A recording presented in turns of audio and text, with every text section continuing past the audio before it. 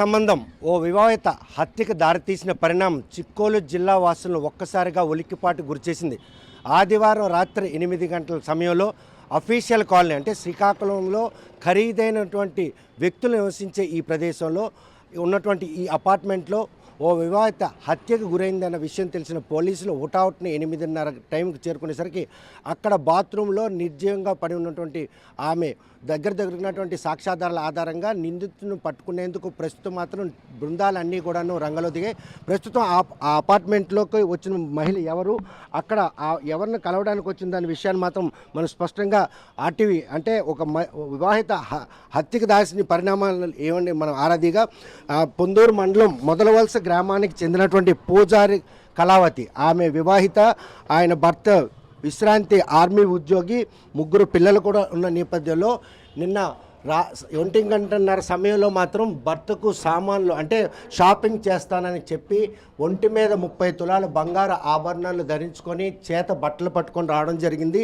ఆమెతో పాటు ఏదైతే అఫీషియల్ కాలనీలో నివసిస్తున్నటువంటి ఎవరైతే అంగూరు శరత్ కుమార్ను కలిసేందుకు ఈ అపార్ట్మెంట్లోకి రావడం జరిగింది. వస్తున్న క్రమంలో ఆమె తెచ్చుకున్నటువంటి ఏదైతే స్కూటీ ఉందో AP 39BN 8608 ఈ వాహనాన్ని మాత్రం సమీపంలో ఉన్నటువంటి చైతన్య కాలేజ్ దగ్గర పార్కింగ్ చేసి అక్కడ నుండి నడుచుకుంటూ రావడం జరిగింది. ప్రస్తుతం మాత్రం ఆమె ఏ ఇంట్లోకి శరత్ని కలవడానికి వచ్చిందో ఆ కలిసినటువంటి ఇంటికి మనం చేరుకున్నాం. చూస్తే కనుక ఇల్లంతా కూడాను చిందరబిందరగా పడి ఉంది. ఇక్కడికి శరత్ను కలిసేందుకు వచ్చినటువంటి కళావతి మాత్రం ఆయన కలిసిన తర్వాత పెనుగులాట జరిగిందన్నటువంటి పరిణామాలు కూడా ఇక్కడ స్పష్టంగా కనిపిస్తున్నాయి.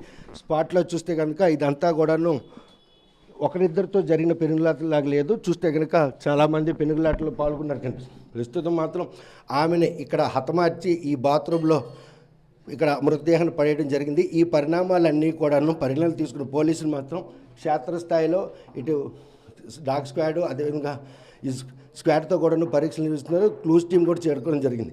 ఎవరైతే వివాహిత ఉందో ఆ వివాహిత ఇక్కడికి రావడాన్ని మాత్రం తెలుసుకున్న పోలీసులు ఈ విషయంపై మాత్రం లోతుగా దర్యాప్తు చేస్తున్నారు.